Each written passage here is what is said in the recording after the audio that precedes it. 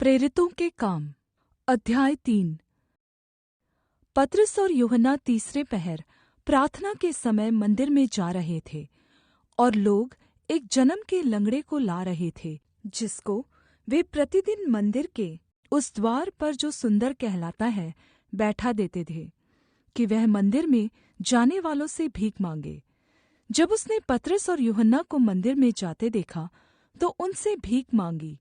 पतरस ने यूहन्ना के साथ उसकी ओर ध्यान से देखकर कहा, हमारी ओर देख। अतः वह उनसे कुछ पाने की आशा रखते हुए उनकी ओर ताकने लगा। तब पतरस ने कहा, चाँदी और सोना तो मेरे पास है नहीं, परन्तु जो मेरे पास है वह तुझे देता हूँ। यीशु मसीह नासरी के नाम से चल फिर। और उसने उसका दाहिना हाथ पकड़ के उसे उठाया, और तुरन्त उसके पाँवों और टखनों में बल आ गया, और वह उछल कर खड़ा हो गया और चलने फिरने लगा, और चलता और कूदता और परमेश्वर की स्तुति करता हुआ उनके साथ मंदिर में गया।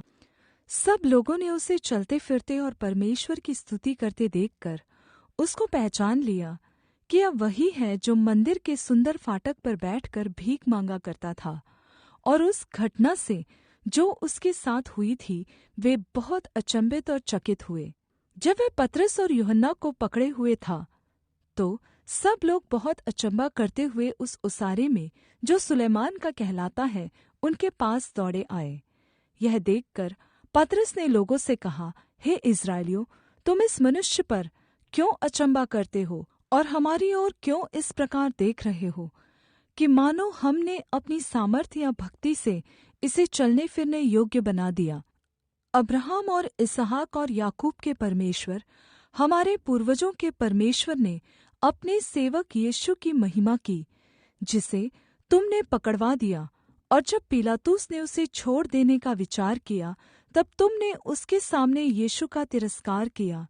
तुमने उस पवित्र और धर्मी का तिरस्कार किया और चाहा कि एक हत्यारे को तुम्हारे लिए छोड़ दिया जाए। और तुमने जीवन के कर्ता को मार डाला, जिसे परमेश्वर ने मरे हुओं में से जिलाया, और इस बात के हम गवाह हैं। और उसी के नाम ने, उस विश्वास के द्वारा जो उसके नाम पर है, इस मनुष्य को, जिसे तुम देखते हो और जानते भी हो, सामर्थ्य दी है।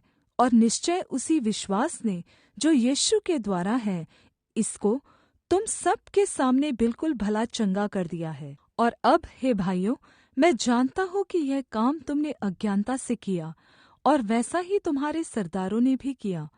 परन्तु जिन बातों को परमेश्वर ने सब भविष्यद्वक्ताओं के मुख से पहले ही बताया था कि उसका मसीह दुख उठाएगा, उन्हें उसने इस रीति से पूरा किया। इसलिए मन फिराओ और लौट आओ, कि तुम्हारे पाप मिटाए जाए, जिससे प्रभु के सम्मुख से विश्रांति के दिन आए। और वह उस यीशु को भेजे जो तुम्हारे लिए पहले ही से मसीह ठहराया गया है।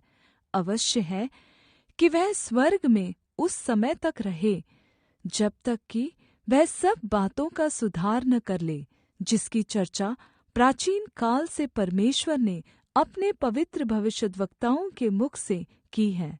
जैसा कि मूसा ने कहा, प्रभु परमेश्वर तुम्हारे भाइयों में से तुम्हारे लिए मुझ जैसा एक भविष्यद्वक्ता उठाएगा, जो कुछ वह तुमसे कहे उसकी सुनना।